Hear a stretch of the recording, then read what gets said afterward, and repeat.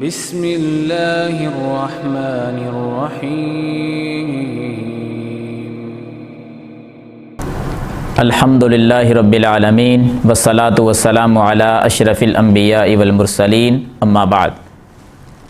محترم سامعین و ناظرین، آج ہم آپ کے سامنے لے کر حاضر ہوئے ہیں جب اللہ کے رسول صلی اللہ علیہ وسلم نے خواب کے اندر اللہ رب العالمین کا دیدار کیا تھا، تو اللہ کی اور رسول اللہ صلی اللہ علیہ وسلم کی آپس میں گفتگو ہوئی تھی۔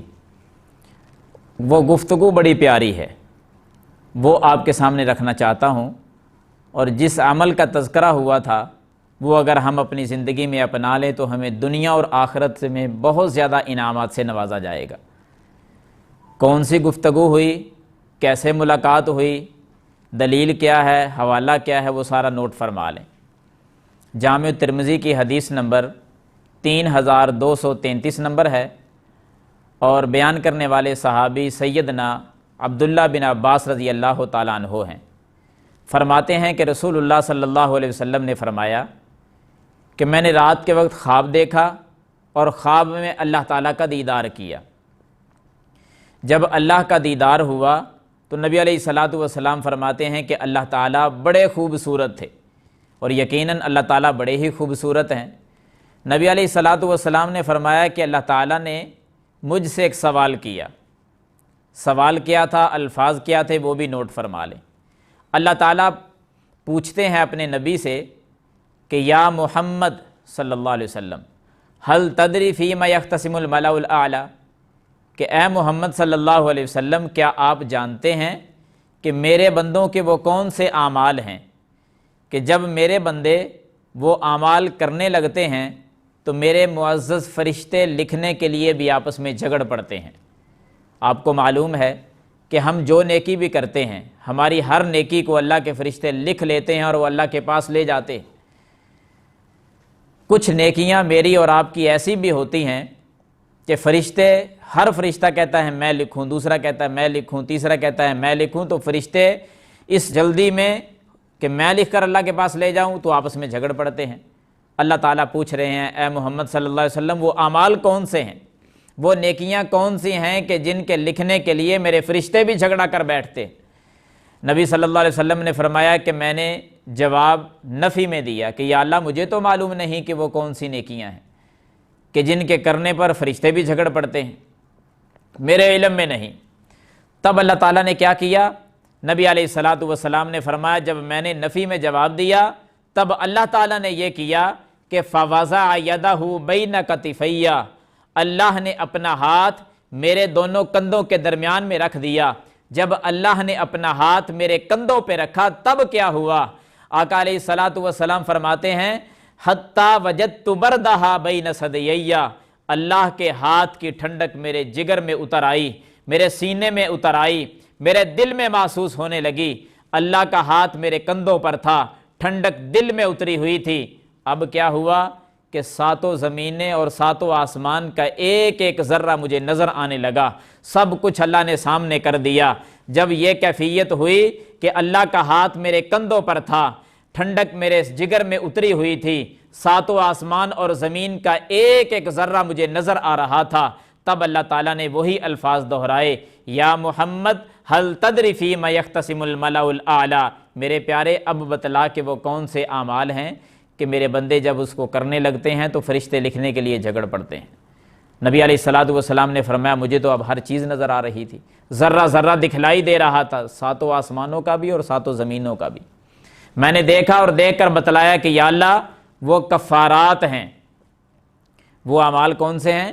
کفارات، یعنی وہ اعمال، وہ نیکیاں جو گناہوں کو مٹا کے رکھ دیتی ہیں۔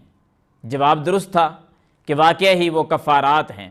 پھر نبی علیہ الصلاۃ والسلام نے اپنے صحابہ کو بتلایا کہ وہ کفارات کیا ہیں، کون سی وہ نیکیاں ہیں۔ 3 نیکیاں ذکر فرمائی تھیں۔ نبی علیہ الصلاۃ والسلام فرماتے ہیں نمبر 1 المکث فی المسجد بعد الصلاۃ، نماز مکمل کرنے کے بعد رب کے گھر میں کچھ دیر کے لیے بیٹھ جانا۔ نمبر 2 والمشی علی الاقدام الی الجماعات، پیدل چل کر باجماعت نماز پڑھنے کے ارادے سے مسجد میں جانا۔ اور نمبر 3 فرمایا اسباغ الوضوء فی المکارہ، نہ چاہتے ہوئے مکمل اور سنت کے مطابق اچھی طرح وضو کرنا۔ یہ 3 کام کون کون سے دوبارہ نوٹ فرما لیں۔ نہ چاہتے ہوئے، سردی کا موسم، پانی ٹھنڈا ہے، جی نہیں چاہتا وضو کرنے کو، پھر بھی سنت کے مطابق مکمل اچھی طرح وضو کرتا ہے۔ اور نمبر 2 اچھی طرح وضو ہو گیا، باجماعت نماز پڑھنے کے ارادے سے اپنے گھر سے چل کر رب کے گھر کی طرف جاتا ہے، اور وہاں جا کر تیسرا کام جب نماز پڑھ لے تو پھر کچھ دیر کے لیے رب کے گھر میں بیٹھ جائے۔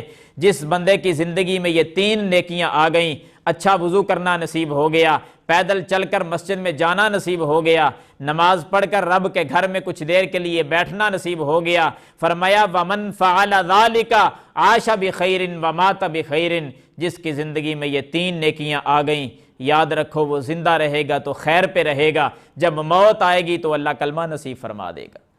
زندگی بھی ایمان والی، موت بھی ایمان والی، زندگی بھی خیر والی، موت بھی خیر والی۔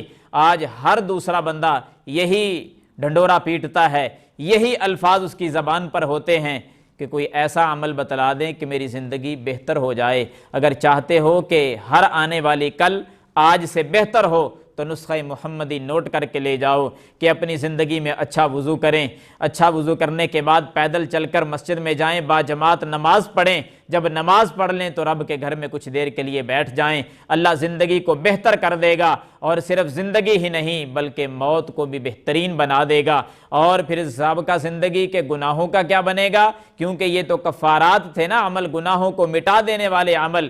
تو ذہن میں سوال آتا ہے گناہوں کا کیا بنے گا؟ تو سن لیجئے گناہوں کا کیا بنے گا۔ اسی حدیث کا آخری ٹکڑا فرمایا وَكَانَ مِنْ خَطِيئَتِهِ كَيَوْمِ وَلَدَتْهُ أُمُّهُ، یا دوسرا اعراب كَيَوْمَ وَلَدَتْهُ أُمُّهُ، کہ جس آدمی کی زندگی میں یہ اعمال آ گئے اس کے گناہوں کا کیا بنے گا؟ وہ بندہ گناہوں سے اس طرح پاک اور صاف ہو جائے گا جیسی اس کی ماں نے اسے آج جنم دیا ہے۔ یعنی پہلے دن پیدا ہونے والا بچہ گناہوں سے بالکل پاک اور صاف ہوتا ہے۔ جس طرح وہ بچہ گناہوں سے پاک اور صاف ہے، اسی طرح یہ جوان بھی گناہوں سے پاک اور صاف ہو جاتا ہے، یہ بزرگ بھی گناہوں سے پاک اور صاف ہو جاتا ہے جو اچھا وضو کر کے پیدل چل کے مسجد میں جا کر نماز پڑھ کے کچھ دیر کے لیے بیٹھ جائے۔ اللہ زندگی بھی بہتر کر دیتا ہے، موت بھی بہتر بنا دے گا، اور ساری زندگی کے گناہوں کو ختم کر کے پیدا ہونے والے بچے کی طرح معصوم گناہوں سے پاک اور صاف کر دے گا اس کو۔ یہ اعمال ہیں جو میری اور آپ کی زندگی کا حصہ ہونے چاہیے۔ جب ہماری زندگی کا حصہ بن جائیں گے، ہماری زندگی بہتر سے بہتر ہونے لگے گی۔ جب زندگی کا اختتام ہوگا، اسی حدیث کی روشنی میں کلمہ بھی نصیب ہو جائے گا۔ جب رب کے پاس جائیں گے تو سابقہ زندگی کے سارے گناہ اللہ تعالیٰ معاف بھی فرما دے گا، بہاریں لگ جائیں گی۔ اللہ مجھے بھی توفیق دے، آپ احباب کو بھی عمل کرنے کی توفیق دے، آمین یا رب العالمین، وما توفیقی الا باللہ۔